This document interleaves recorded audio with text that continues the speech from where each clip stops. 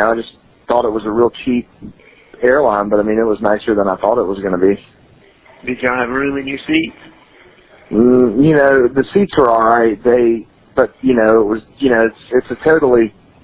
it's just a different, like the seats don't recline because they can fit more. If they don't recline, it's just, it's just different. So you went 4 hours with no recliner? Yeah. But, everything was still fun, and then going to Sedona was a good time. Did you get to gamble any? Yeah, so I did go gambling, and then the next day there was an article created about how I'm misusing funds. By gambling? Yeah, someone took a picture of me and John Marvin in the casino. You're kidding me. What a fucking... Are you kidding me? No. How'd they recognize you? Man, I guess, I'm a national figure, I think. I guess you're going to have to wear a hat and shit when you go places. What if I told you that the most important witness in one of America's most shocking murder trials never took the stand as a suspect, but as the last man standing? That while everyone searched for answers and evidence and testimony, the real story was written in the silences of a son who watched his entire world collapse, one courtroom session at a time. What if I told you that sometimes the loudest testimony comes from what isn't said? That a son sitting motionless through descriptions of his brother's shattered skull might reveal more truth than any expert witness ever could?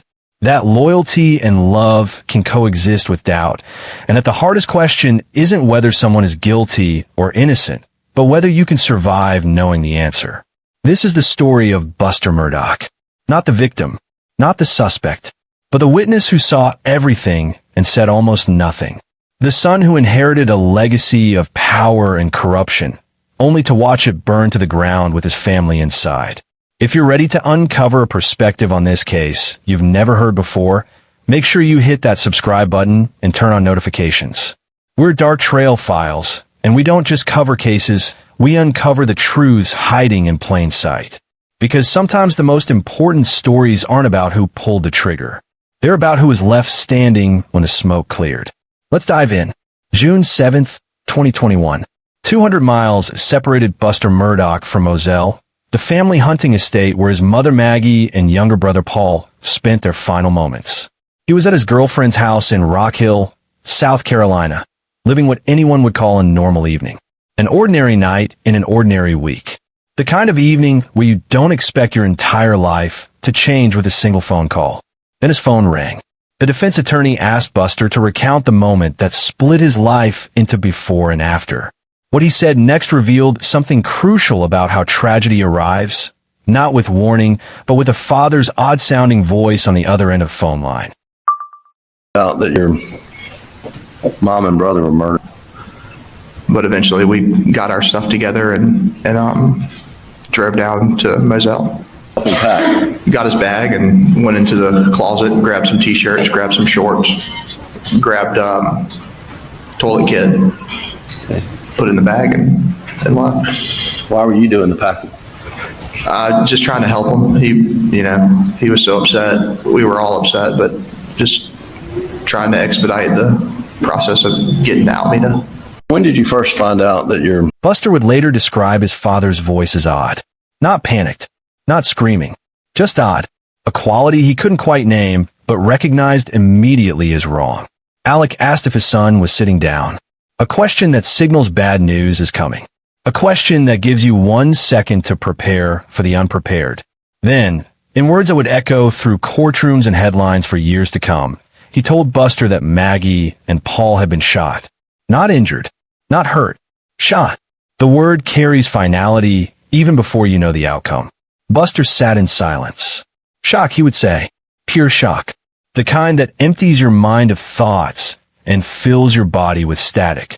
You hear the words, but they don't connect to meaning. Your mother, your brother, shot. The sentence doesn't make sense because it can't make sense. Within minutes, he and his girlfriend were in the car, driving through the South Carolina night toward a crime scene that would become the center of the biggest legal scandal the state had ever witnessed. 200 miles.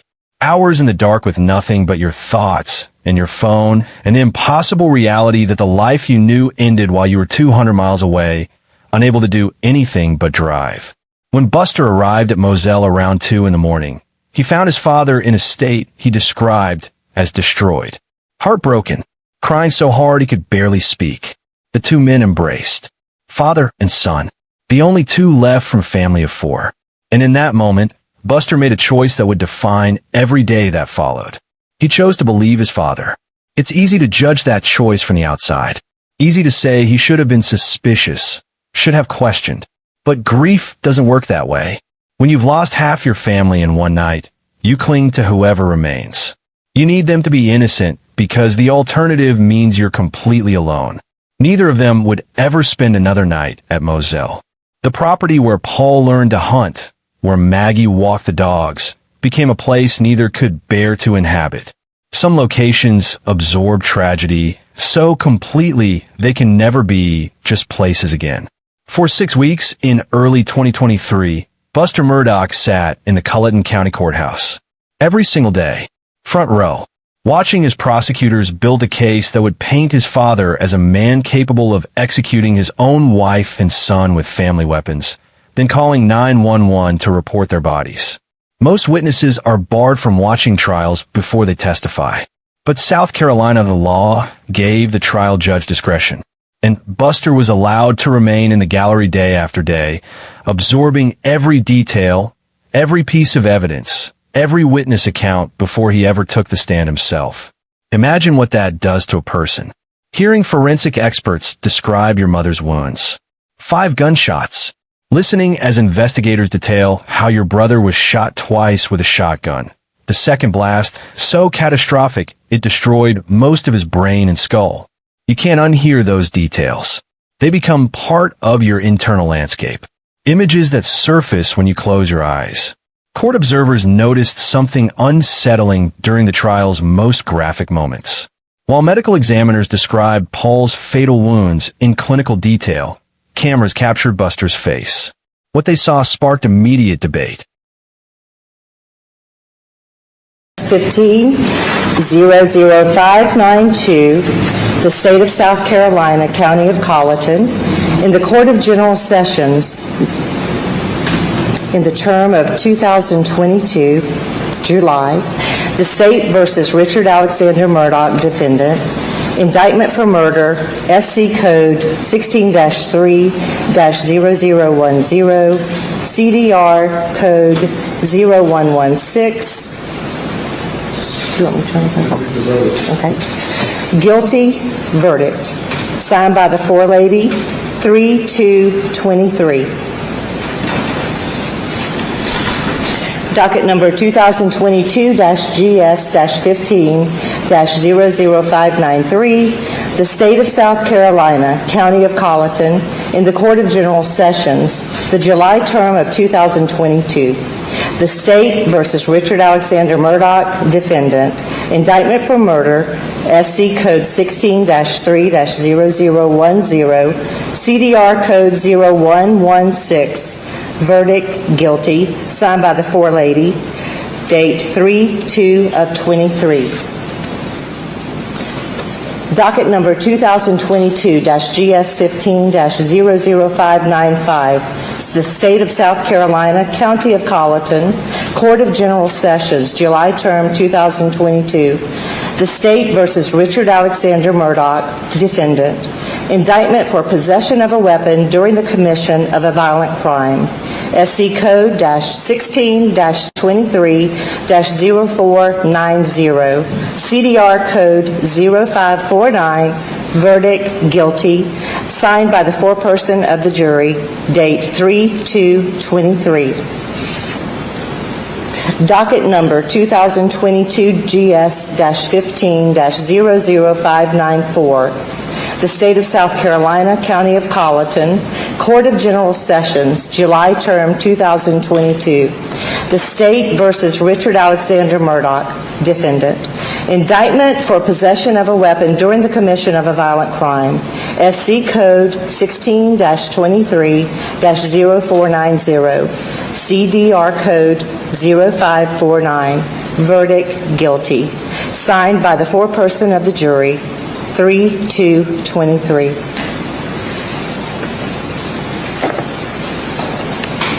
Thank you. The courtroom is a strange theater. Grief is expected to perform on cue. Tears at the right moments. Visible pain during testimony about loved ones. But Buster's face often registered something different. Not sadness, not anger, something closer to stillness.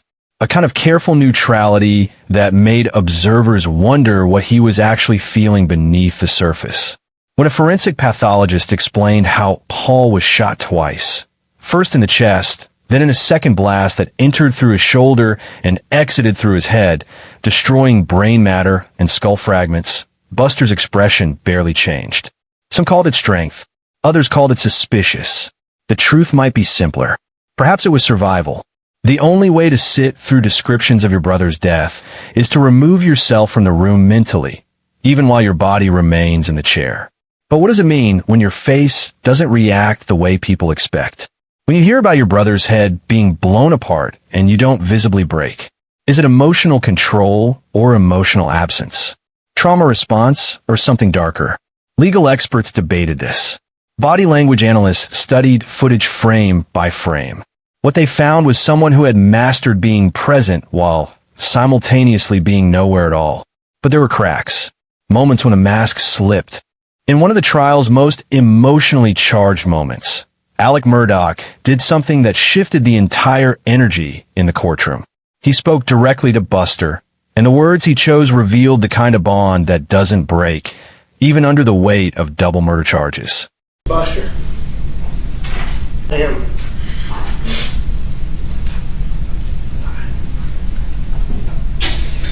I am so sorry that I let you down. I am so sorry that I have not been able to be with you.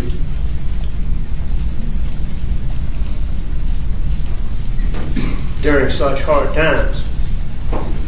I am so sorry that I did so many things that are so contradictory to every single thing Mom and I ever taught you. And Paul,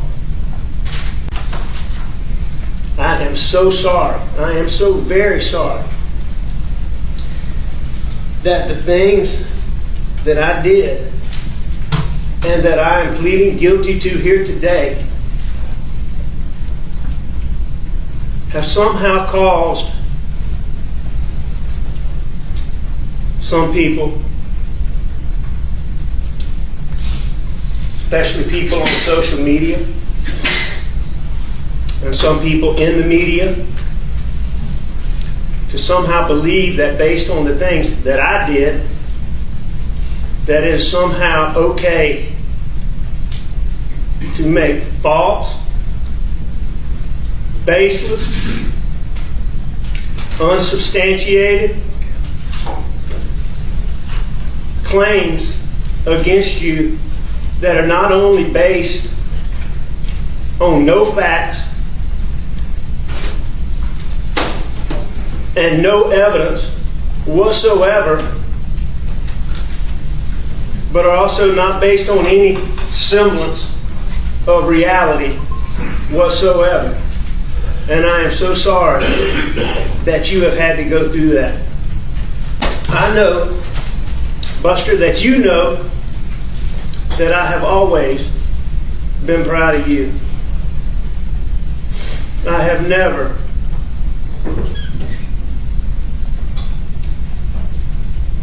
been more proud of you than I am for the way that you have handled all of the adversity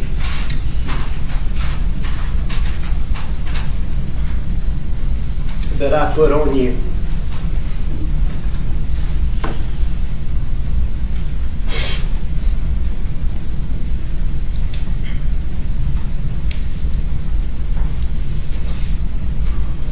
Your whole family is proud of you.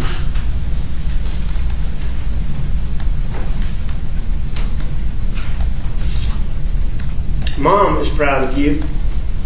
And Papa is proud of you.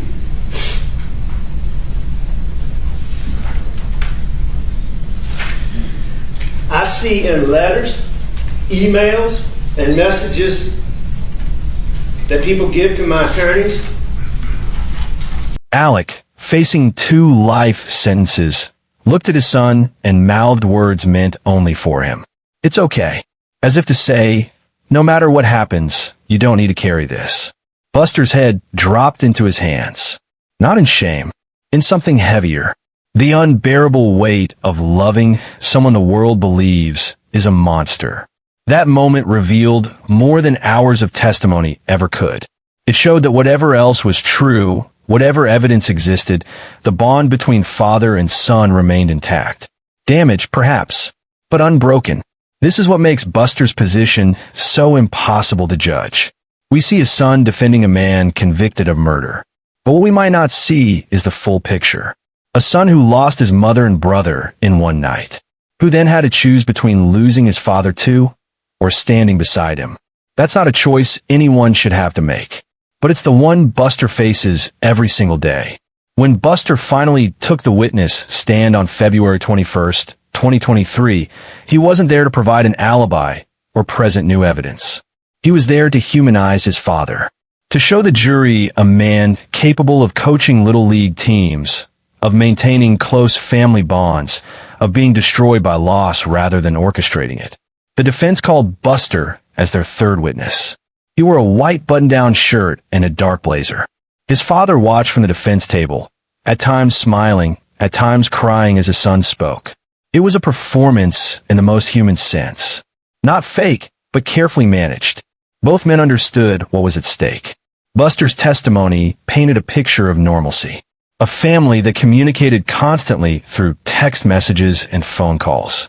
A father who never missed his son's baseball games, who taught them to hunt and fish, who handled family disputes civilly. This was the Alex Murdaugh the defense needed the jury to see. Not a murderer, but a devoted family man. But testimony is a strange thing. It requires you to remember on command, to pull specific moments from years of experience and present them as evidence of character. And Buster did this with remarkable precision. He could describe phone habits, family routines, the layout of properties, schedules, and patterns with the clarity of someone who had prepared thoroughly. Yet when asked about emotions, about how he felt when he learned of the murders, when he arrived at Moselle and saw his father, the answers became simpler. Destroyed. Heartbroken. Shock. Words that name feelings without actually conveying them. This is what grief looks like when it has to testify, reduced to vocabulary that fits on a transcript. The prosecution's theory hinged on one critical claim, that Maggie and Paul were killed with weapons belonging to the Murdaugh family. When Buster was asked about the guns they owned, his answer was delivered with the kind of precision that revealed something about how his mind worked. And where were the guns kept primarily? In the gun room at the main house at Moselle. And was there a pool table in the gun room? There was. Okay. Were there times when guns were left elsewhere on the property? Yes. Where else on the property would guns be left? Well, just myself. I mean, I've left them up at the shed before. I've left them on golf cart used that day. Left them in a truck. I mean, guns would just not always find their way back to the gun room. How about Paul? How was he with securing guns? Not good. What do you mean by that? He would. Paul left guns probably more on the property than anybody else, and sometimes sometimes he would use my gun and then he would leave it, and then I'd have to track it down. Right. Did Paul carry guns in his truck? He did. Would he keep his truck locked up? No, not all the time. Did at some point in time you and Paul receive 300 blackouts for Christmas? Yes, sir. Do you remember roughly, was that 2016 or 2017? Sounds right. Okay. And what color was your 300 blackout? It was black. And have you been sitting in this courtroom during the entire trial? Yes, sir. And the jury's seen a black 300 blackout. Is that yours? It is. That is my 300 blackout. Was that the one you got for Christmas? Yes, sir. And what color was Paul's? Paul's was black and tan.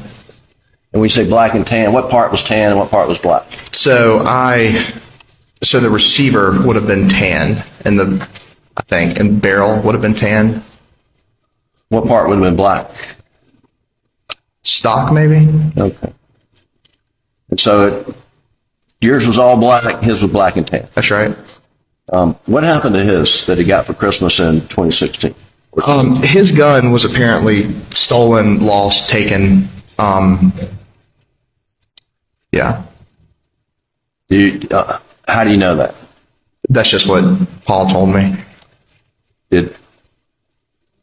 What happened to your gun after Paul's was stolen? My gun became, what we would both use. And did that create some confrontation between you two at times? Yes, sir. And why?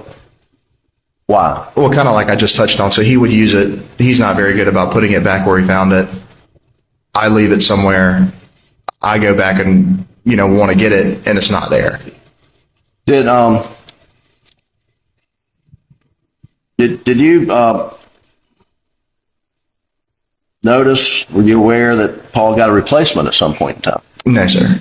Well, you heard about that in the courtroom. Yes, sir. Trial. Okay. But up to that point, did you ever see Paul use the replacement? No, sir. I've never seen a replacement. So every time in your presence, Paul was using a 300 blackout, which one would it be? Mine.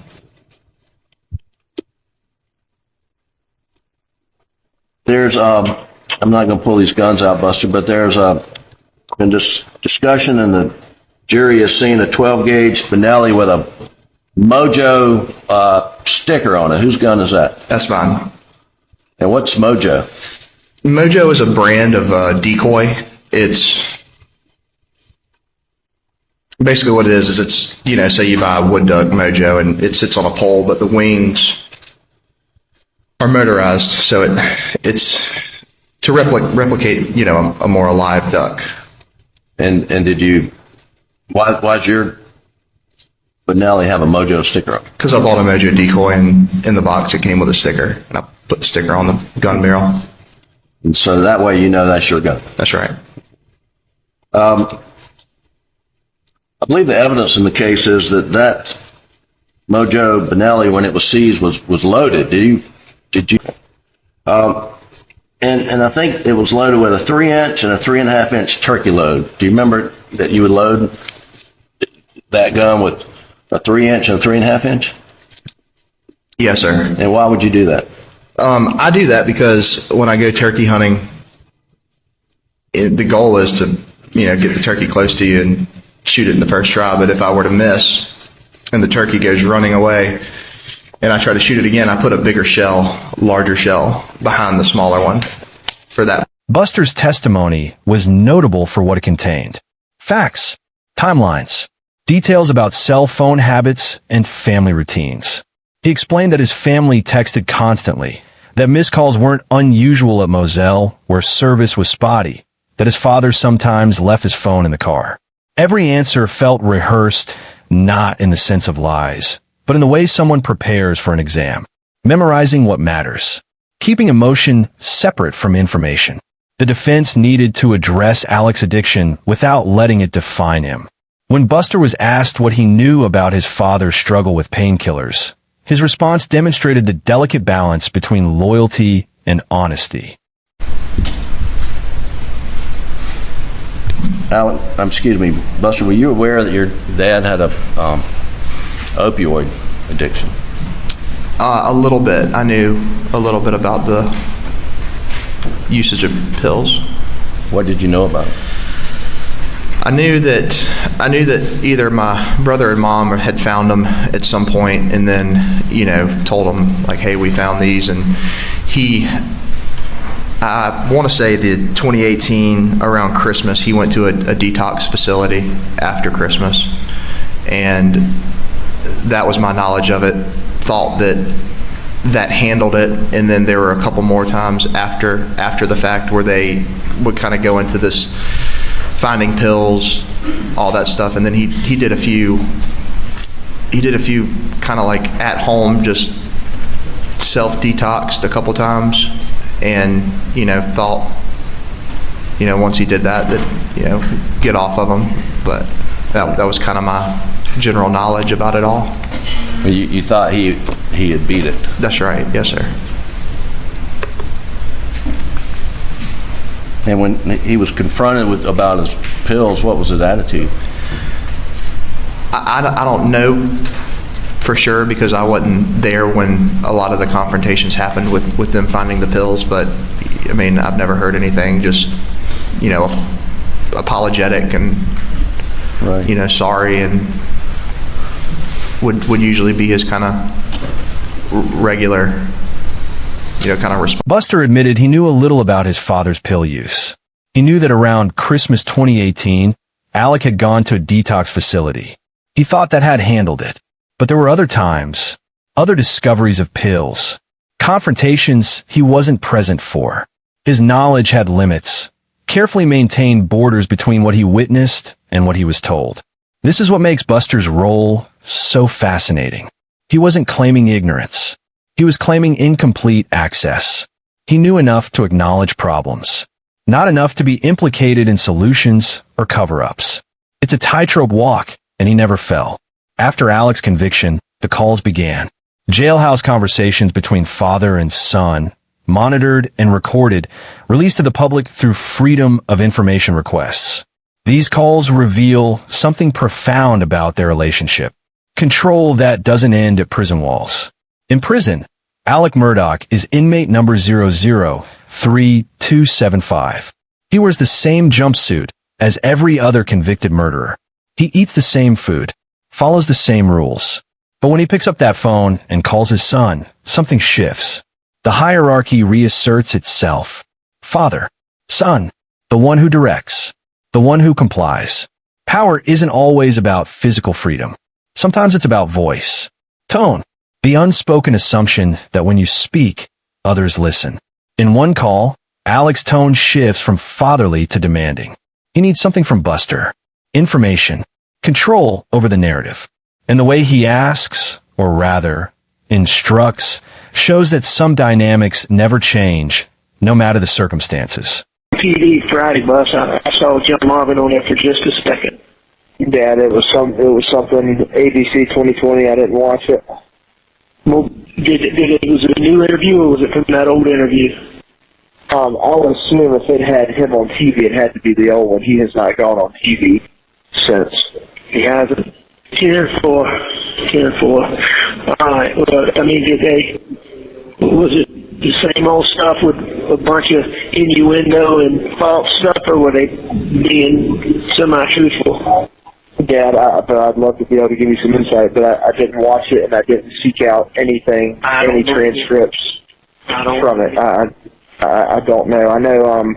It ain't no big deal. I would assume it's the same old thing. Brooklyn told me some stuff that was on it, and it was stuff that's wrong. So I mean, it's just that same old. Stephen Smith and Gloria and all that bullshit. I think it probably had to touch on that. I think this one hit maybe a little bit more on the boat wreck. I gotcha. I just know that there was some stuff that Brooklyn said that was said in the little show, and it's just stuff that's not important, but it just shows that if they are willing to state that in fact, that they just don't know what they're saying, because it's just stuff that's not true. I understand. So are they still trying to say out there like there's some mystery surrounding Gloria's death about how she died? Saying what now? About how she died? Are they still trying to make some innuendo there? About Gloria? Yeah. I don't know. Are they still anything about Stephen Smith, even though Andy Savage? Yeah, I mean, I don't think anybody. No connection to her? Yeah, I don't think anybody took the heart. Did Smith ever come out and say there's no connection? No, they even though never. he told Andy Savage that? No, Sled has not released anything. They didn't even release a statement about what was this most recent thing? There was something came out not long ago talking about how there's been like a breakthrough in evidence to do with like the homicides, and SLED wouldn't even come out and issue a statement saying that there has been no further evidence like gathered. 10-4. So personally, I would not count on SLED to help in any way. I was just curious. All right, my man. You get some rest, and what time you get on the road tomorrow? About 8 a.m. All right, I'll give you a call sometime when I can. Buster, what's going on with COVID out there? It must be going crazy. It's this new variant. It's Omni COVID or whatever. Omicron. Omicron. That's it. Alex's voice on these calls carries authority. He's asking Buster to monitor news coverage, to feed him information about how the family is being portrayed. It's not a request. It's an expectation. And Buster complies. This is what loyalty sounds like. Not enthusiastic agreement, but quiet obedience. The same pattern that likely existed long before the murders. Think about what this means for Buster. He's not just grieving his mother and brother. He's also serving as his father's eyes and ears in the outside world. Gathering intelligence. Reporting back. Maintaining connection. It's another form of burden. Some calls feel almost normal. A father and son discussing daily life. But listen carefully to the rhythm of their conversation, and you'll hear something underneath. The performance of normalcy in a situation that is anything but. I don't know what's going on, but there's some big weekend where the Bloods and the Crips kill each other. So this is the first time I've been out of my thing in, I don't know, a while. It's been on lockdown all week. So I don't know when I'm going to get the call again. I just didn't want you to worry about me. Okay. How do you know that this is a big weekend that gangs kill each other? Because I asked a guy, I was like, we've been on lockdown since, the only times I've been out of my cell to go see Jim the other day, and to go, I don't know, get some medical thing. And I was like, well, are we going to get out of our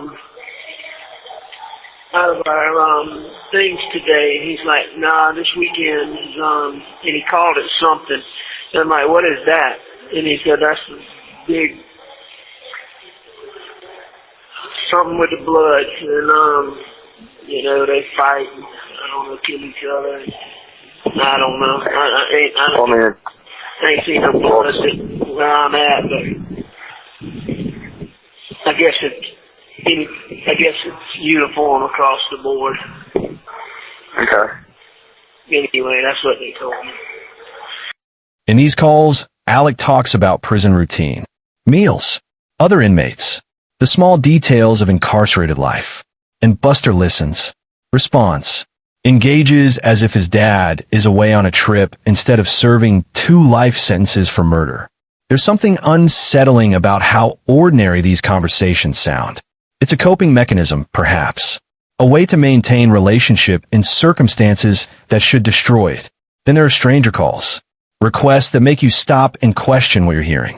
Months after Maggie and Paul were killed at the dog kennels on the Moselle property, Alec made a suggestion that left investigators and observers stunned. He asked Buster if he wanted to return to the place where his mother and brother died. Not to grieve, to hunt. Can you hear me? Hello? Yeah. What you doing? Nothing. At Greenfield. Y'all hunting? We're going to this afternoon. Let me tell you what you ought to do, Buster. I think the damn feeders were full over there at Moselle. If you felt like going back there, I bet with nothing going on, I bet there's deer all over them things. Not me back. What's that going to do for me? Kill a deer? I'm not going hunting out there. I don't blame you. I'm just letting you know. Do you care if I let Jim do it? Jim who? Jim Griffin. Oh, I let him hunt deer out there? What are you talking about? I didn't know if you wanted to hunt doves out there. If you do, then I want you to do it. If not, then I'm going to let him do it. Do you want a dove hunt out there? No. Not at all.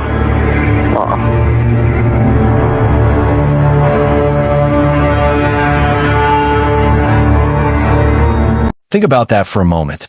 The site where your wife and son were brutally shot becomes just land again, a place to resume activities, a hunting ground where you can track deer as if bloodstains don't permanently mark the earth. Alex's suggestion reveals something about how he processes trauma, or perhaps how he doesn't.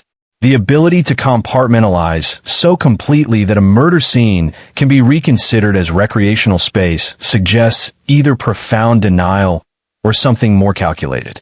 Buster never went hunting there, but the fact that it was suggested speaks to compartmentalization most people can't comprehend. Or maybe it's a test, a way for Alec to measure whether Buster truly believes in his innocence. Perhaps the most disturbing call came around the holidays. Alec had a plan for Christmas gifts, and his instructions to Buster revealed how quickly the deceased become objects to be redistributed, their belongings transformed into presents. Nights are better. Yeah, having a good day. I've been spending so much money and it hurts me. On what? People's Christmas presents. Well, I mean, I gotta buy a present for everybody. Well, and it's a lot of people. I'll tell you this, Bus. What? Hang on. We give people something that was Mom or Paul's, and I think people really like that. Well, I mean, I wasn't gonna do that. We'll see if I get out of here, which, like I say, I'm not optimistic, but we'll see. We'll see. They seem to be optimistic, but they were optimistic the first time too. Right. Anyway. Well, I mean, I've already bought everybody something, so. Well, we'll talk about finances when I get out of here, but I'm gonna make sure you're okay. Well, I mean, I make money. I know. And if I don't go back in the spring, then I'll continue to make more effectively. I know. Talking about anyway, we'll get all that square. Talk to you when we're not on this phone being recorded. Maggie's jewelry, Paul's possessions, items that still carried the fingerprints and scent of people who no longer existed. Alec wanted them given away. But to Buster, these weren't just objects. They were the last physical proof that his mother and brother had been real. And now they were being wrapped and handed to relatives as if love could be measured in inherited things. There's something particularly cruel about this request. Buster is being asked to sort through his dead mother's belongings, to decide which necklace goes to which aunt. It's a task that forces him to handle grief literally. To touch it, Buster didn't refuse. He rarely does. This is his inheritance. Not money, though there's legal battles over that too, but responsibility. The weight of executing a convicted murderer's wishes while grieving the people that same man was convicted of killing. The prosecution made a point during closing arguments that haunts anyone who thinks deeply about this case. After the murders, Alec wasn't worried about Buster's safety.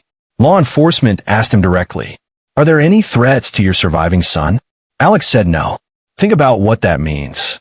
If you truly believe your wife and son were murdered by someone still out there, someone filled with rage toward your family, wouldn't you be terrified for your remaining child? Wouldn't every moment he was out of sight feel like potential disaster? But Alec wasn't worried. The prosecutor suggested a chilling reason. Because the only threat had been Alec himself. And Buster was never in danger, because Buster was never the target. This observation cuts to the heart of the case. Alec's own behavior betrayed his guilt, not in dramatic confessions or obvious mistakes, but in the quiet absence of fear for his surviving son. Parents who lose children to violence become hypervigilant. They see danger everywhere because danger proved itself real. But Alec moved through the aftermath with a strange calm when it came to Buster's safety, as if he knew, with certainty, that whatever had killed Maggie and Paul was finished. The defense tried to explain this away. Perhaps Alec was in denial. Perhaps grief clouded his judgment. Perhaps he simply trusted law enforcement to protect his family. But none of these explanations quite fit. The simplest answer, the one prosecutors offered, was that Alec knew Buster was safe because Alec controlled the threat.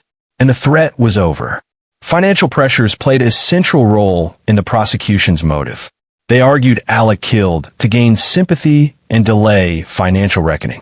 In this call, father and son discuss money, and you can hear the complexity of their situation. Assets frozen, legal battles mounting, and Buster caught in the middle of it all. How you doing on finances? Pretty slim, but it'll be getting better. Well, listen here. Do you want me to tell Uncle John to give you, several $1,000s, and then I'll pay him back? No, it's just I've just had expenses, like considering I had to change my medical insurance. Well, we need to get John to pay for the storage facility and then let me pay him back. Well, I don't understand how you would. You need to be paying. But anyway, I mean, do you want me to get him to give you just, I don't know, $4,000 or $5,000 so you just have, and you don't have to worry about expenses? No, because I've got that money. I mean, right now my bank account, I've got $10,000. A little bit more when I get. Like when you go play golf, you can, if you want to, get a shirt and have a drink and have drinks or whatever at the bar and this, that, and the other. Yeah, I mean, I've got stuff that can settle all that. All right. Well, you just got to keep me posted because, I can get him to give you money and then pay him back. Okay. Well, you got to keep me posted and let me know, okay? All right. Everything else going okay? Yeah, everything's fine. You want to take my clubs? No, I just use mine. I don't know where yours are. I think yours are still in the Mercedes. It's a slug. Buster was given power of attorney over his father's assets in September 2021. He began selling properties. The Moselle estate, rebranded as Cross Swamp Farm, listed for $3.9 million. The Edisto Beach House for $920,000. These weren't just real estate transactions. They were the dismantling of family history. Every sale, another piece of the Murdaugh legacy, converted to cash to pay for lawyers and settlements and the endless cost of scandal. But then a judge froze everything. Evidence suggested the family was moving and hiding money from creditors, from victims of Alex's financial crimes, from families owed restitution. And Buster, who inherited nothing but debt and suspicion, found himself in legal battles he never asked to fight. In August 2023, Buster spoke publicly for the first time since the verdict. A Fox Nation documentary titled The Fall of the House of Murdaugh gave him a platform to say what he'd been holding back. The timing was notable. 5 months after his father's conviction. Enough time for the immediate shock to fade. This wasn't a grief-stricken son speaking in immediate aftermath. This was someone who had time to think, to process. Buster sat across from Fox News anchor Martha McCallum and made his position clear. He believes the trial was unfair. He believes his father is innocent. And crucially, he believes the real killer is still out there. When McCallum asked if he thought his father could have hired someone to commit the murders, Buster didn't hesitate. He doesn't believe his father could be affiliated with endangering his mother and brother. Notice the phrasing. Not he didn't do it, but I don't believe he could be affiliated. It leaves room for doubt while maintaining loyalty. Buster also revealed something that shifted public perception. When asked if his father possessed characteristics of a psychopath, he said yes. The manipulation, the lies, the ability to carry out schemes over extended periods. Those traits, Buster acknowledged, are present. He's just not prepared to say they encompass Alec entirely. This is the tightrope Buster walks. Honest enough to admit his father's flaws. Loyal enough to insist those flaws don't make him a murderer. It's a position that satisfies no one but himself. Before he spoke to the cameras, there was one more call between father and son. Listen to the tone, the brevity, the distance that has grown between them, or perhaps was always there. I need people to talk. But I'm way past worrying about what people that don't matter say. You know, there's so many people Yeah. that they don't have a friggin' clue. Well, it's easier for you. You don't run into these people in public. Which people? Any people that has a negative outlook on this thing. Well, do you know who they are? I mean, nah, man, but I mean, I get stopped and yelled at all the time. I got cussed out in the gas station the other day. You kidding? Nah. For what? Being who I am, I guess. Who was it? And so I don't know who he is. Some redneck fella. And what did he say? He just started making a ruckus in the gas station, yelling at me, talking about WTOC's looking for me, and, you know, called me a piece of shit and just stuff like that.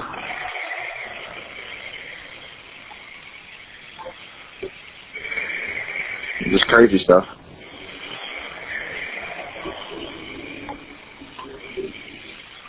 I'm sorry, as I can be. It's okay. I mean, I don't really talk. I don't really talk to him. I just kind of escape the situation.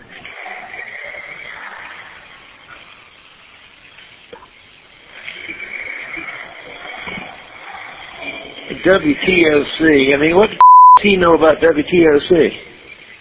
Man, apparently he said he saw something on the news where they said that people are looking for me, or someone's. I don't know what he said. I mean, it's not like I sat there and asked any questions. I mean, I understand that you've done illegal, but that doesn't mean you can just, you know, turn a cold shoulder to the laws of the United States. I'm allegedly done illegal stuff. I'm kidding. Anyway,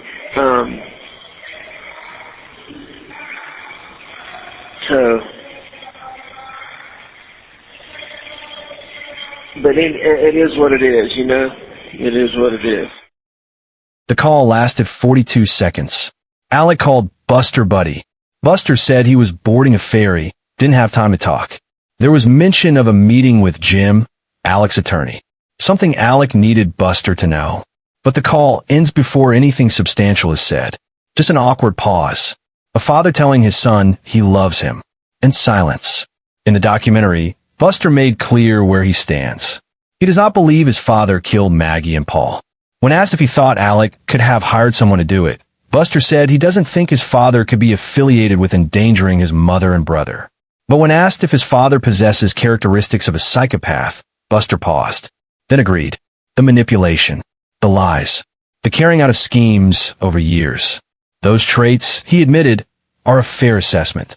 He's not prepared to say it encompasses Alec as a whole, but the pieces are there.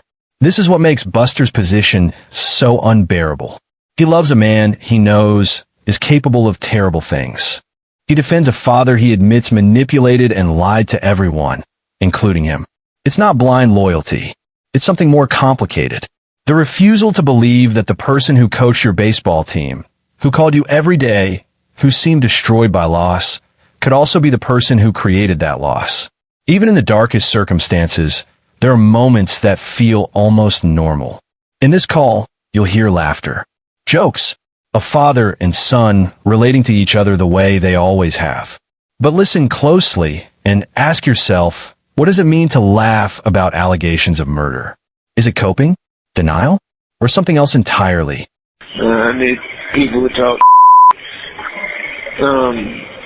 But you know, I'm way past worrying about what people that don't matter say. You know, there's so many people that they don't have a friggin' clue. Well, it's easier for you. You don't run into these people in public. Which people? Any people that has a negative outlook on this thing. Well, do you know who they are? I mean, nah, man, but I mean, I get stopped and yelled at all the time. I got cussed out in the gas station the other day. You kidding? Nah. For what? Being who I am, I guess. Who was it? And so I don't know who he is. Some redneck fella. And what did he say?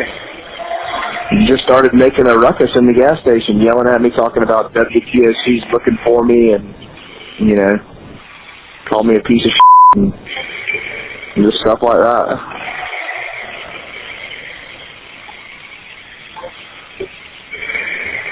just crazy stuff.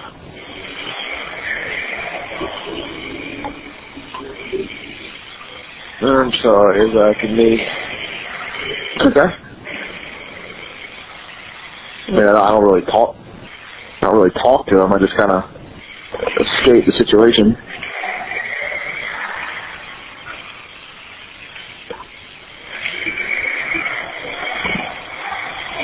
WTOC. I mean, what the do you know about WTOC?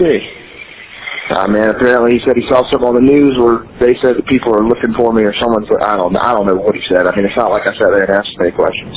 I mean, I understand that you've done illegal, but that doesn't mean you can just, turn a cold shoulder to the laws of the United States. Allegedly done illegal stuff. I'm kidding. Anyway,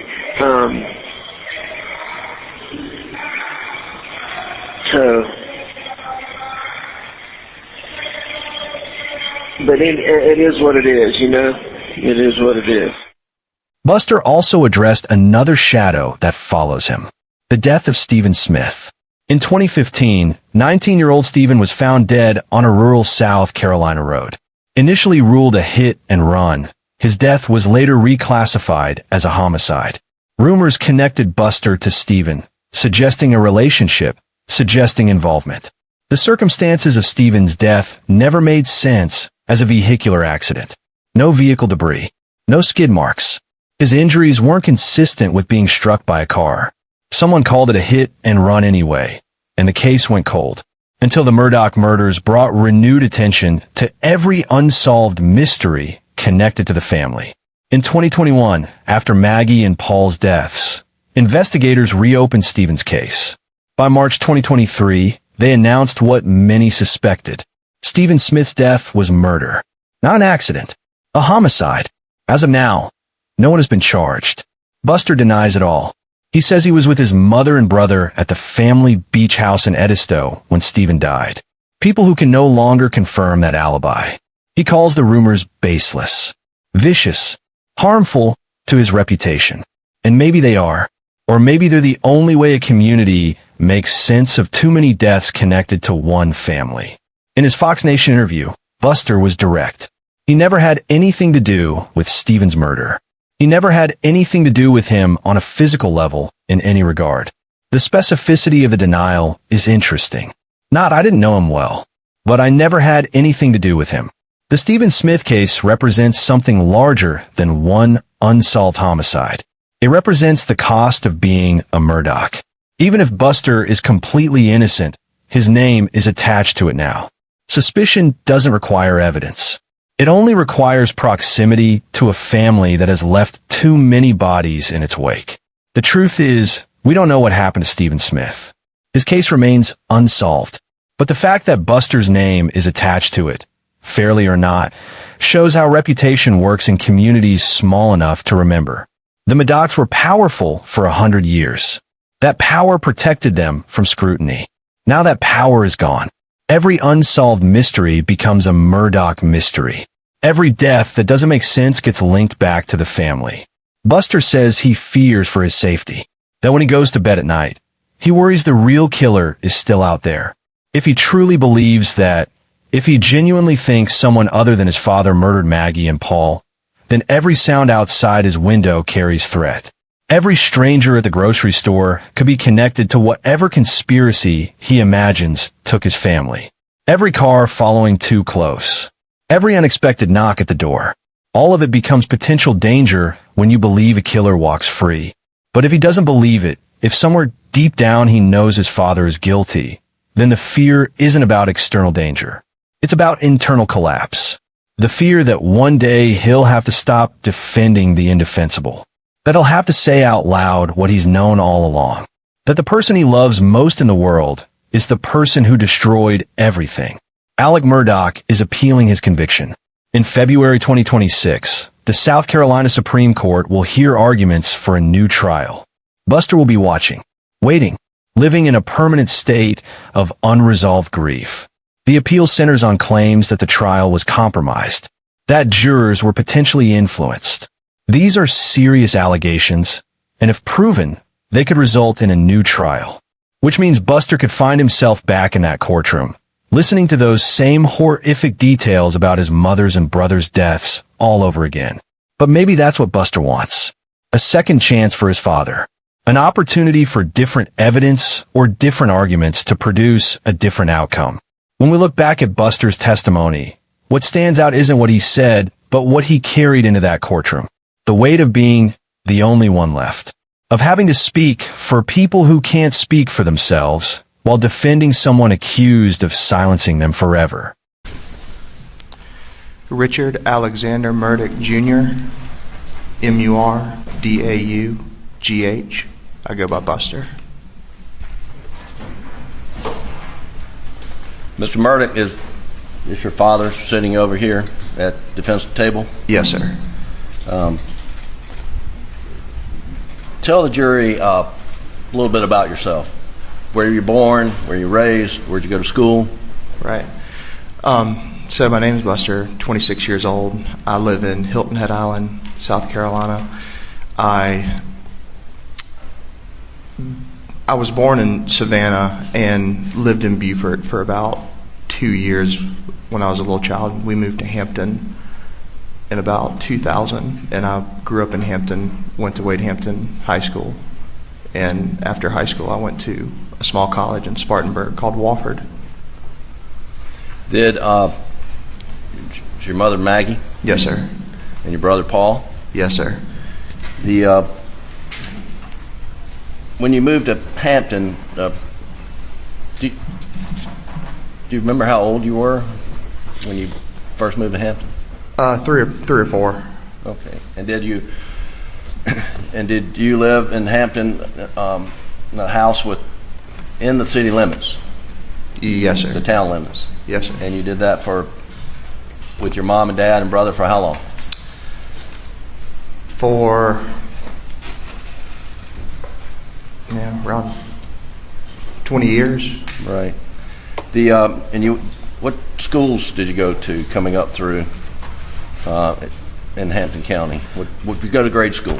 Went to Ben Hazel Primary School, Hampton Elementary School, North District Middle School, Wade Hampton High School. Okay. And as you were growing up, what were your interests, Buster? Sports, playing sports, doing things outdoors, hunting, fishing. And was your father involved in those interests with you? Yes, sir. And was your mother also? Yes, sir. And in what way? Well, my father coached every Little League team I played on up until I started playing for the schools in which had a coach. And what about Paul? What were his interests growing up? Paul's interests were outdoors, mostly. Hunting, fishing, playing around in the woods. Right. Did he also play sports at times? He did. Yeah, he played basketball and baseball. Did your dad coach him as well? He did. And would your parents attend all of your and Paul's sporting events as you're growing up? Every game. And it was a rarity for them to miss one, and then if they had to, they would call and explain. And right. And at some point in time, did your parents buy this property off Moselle Road? Yes, sir. Do you remember roughly when that was? Right around 2012, I think. I would have been a sophomore in high school. And when that property was first purchased, did you move out to Moselle, or are you still living in Hampton? So we had a house in Hampton and also purchased the property at Moselle, which had a house. And for the beginning stages of owning Moselle, Hampton was still working as our primary residence. But I believe it was Hurricane Matthew, or one of the hurricanes came through and blew a bunch of pine trees over on the house. So it had to get work done to it. And from that point, we moved out from Hampton to Moselle while the house was getting fixed, and more or less it just it never transitioned back to Hampton. It just almost like Moselle became the primary residence. And during this time, did your family also have a house at Eddystone? Yes, sir.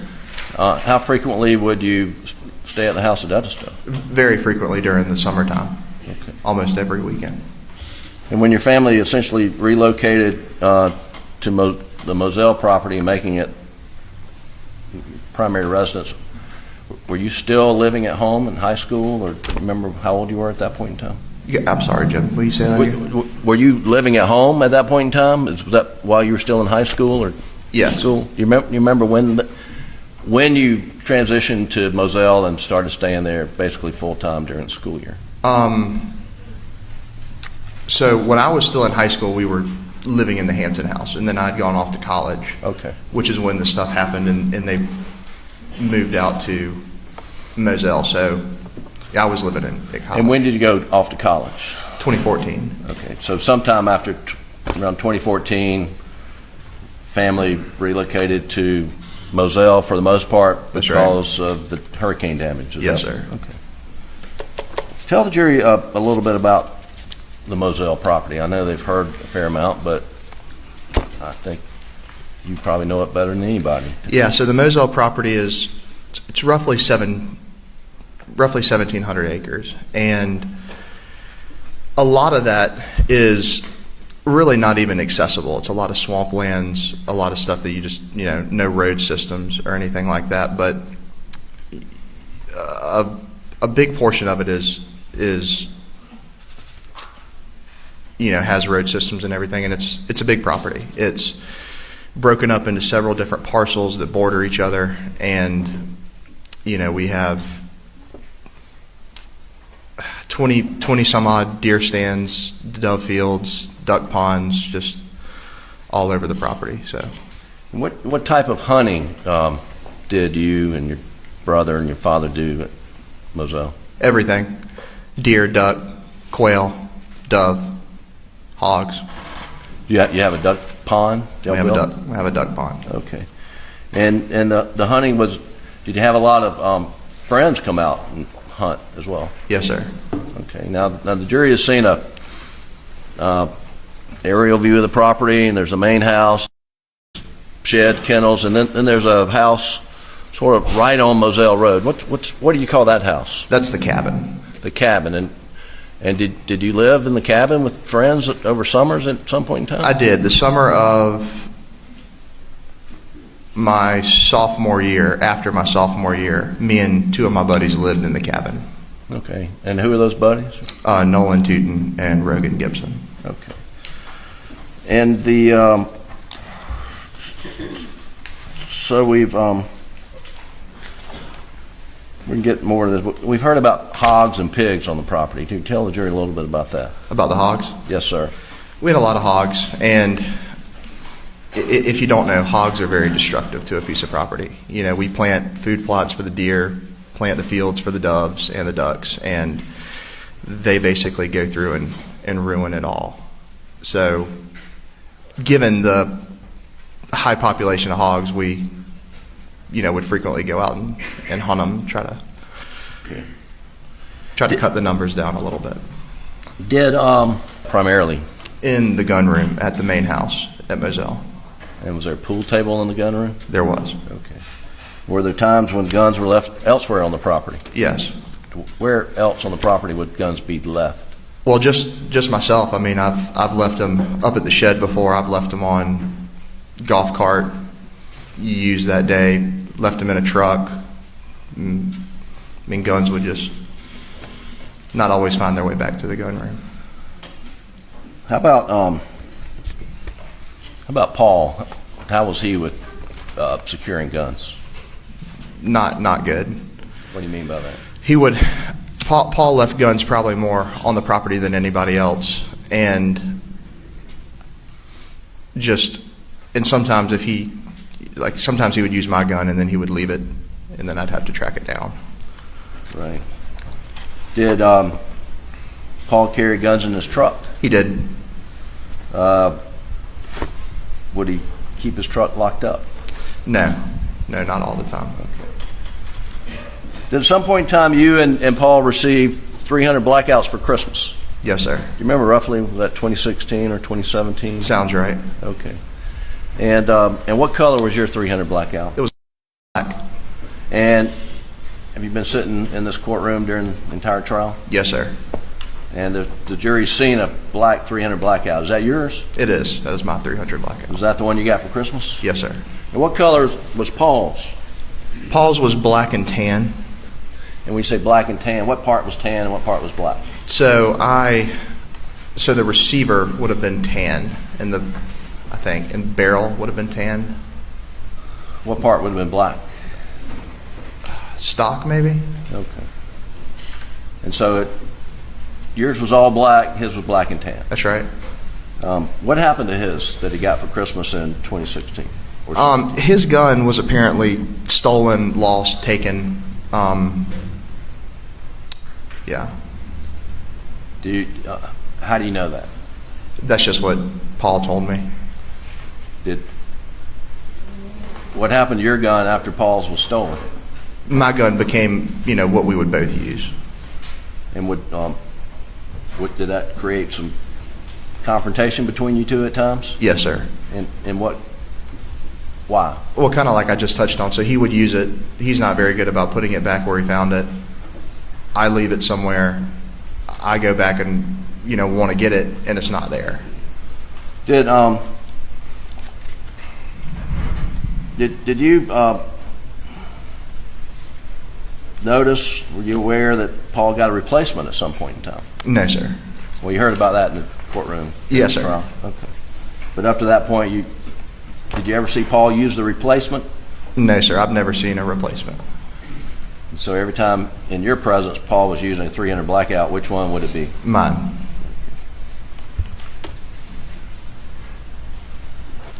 There's, I'm not going to pull these guns out, Buster, but there's been just discussion, and the jury has seen a 12-gauge Benelli with a Mojo sticker on it. Whose gun is that? That's mine. And what's Mojo? Mojo is a brand of decoy. It's basically what it is it's, say you buy a wood duck Mojo and it sits on a pole, but the wings are motorized, so it's to replicate, a more alive duck. And did you, why's your Benelli have a Mojo sticker on it? Because I bought a Mojo decoy, and in the box it came with a sticker, and I put the sticker on the gun barrel. And so that way that's your gun. That's right. Okay.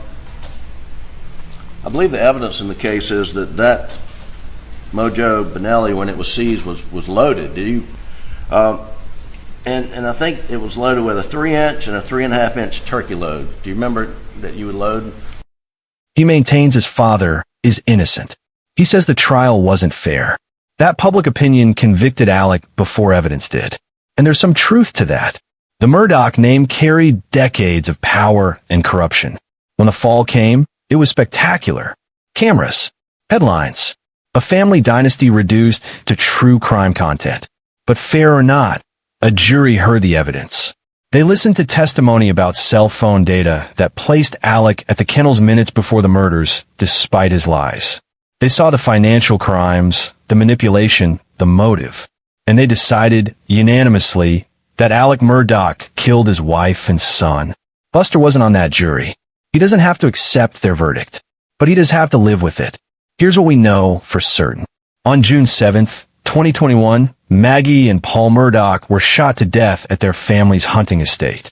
Alex Murdaugh was convicted of their murders and sentenced to 2 consecutive life terms. Buster Murdaugh lost his mother, his brother, and in many ways, his father in the span of hours. What we don't know is what Buster truly believes in the quiet moments when no cameras are rolling and no journalists are asking questions. When it's just him and the memory of a phone call that divided his life into before and after. Does he really think his father is innocent? Or is belief something he's chosen because the alternative is unthinkable? That the man who raised him, who smiled at him in court, who told him it's okay, is the same man who destroyed their family to protect himself. Loyalty is complicated. It's not always rational. Sometimes we defend people not because the evidence supports it, but because abandoning them feels like a betrayal of everyone we used to be. Buster loved his mother. He loved his brother. And he loves his father. Those truths can coexist, even when they shouldn't. The Murdaugh case will be studied for years. The fall of a legal dynasty. The exposure of decades of corruption. The murders that finally brought it all to light. But at the center of it all is Buster. The son who watched. The son who stayed. The son who inherited nothing but questions and the unbearable responsibility of answering them. Some people believe he knows more than he's saying. Others believe he's a victim of circumstances beyond his control. Maybe both are true. Maybe neither. What remains is silence. The kind that fills courtrooms after verdicts are read. The kind that follows you home and sits beside you in the dark. The kind that asks questions you can't answer and demands choices you don't want to make.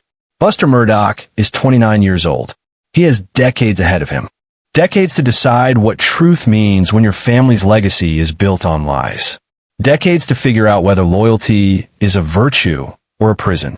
For now, he lives in Hilton Head with his girlfriend. He's fighting a defamation lawsuit against Netflix and other documentary producers who connected him to Stephen Smith's death. He's battling for access to his father's frozen assets. And he's waiting for an appeal that might change everything, or confirm what most people already believe. The Murdaugh murders aren't a mystery. We know who killed Maggie and Paul. The question isn't who. It's why Buster can't accept it, or won't, or doesn't need to, because grief and guilt and love don't follow the rules of evidence and reasonable doubt. This is Dark Trail Files. If this case made you question what you would do in Buster's position, if it made you think about loyalty and truth and the lies we tell ourselves to survive, then this story did what it was meant to do. Hit that subscribe button.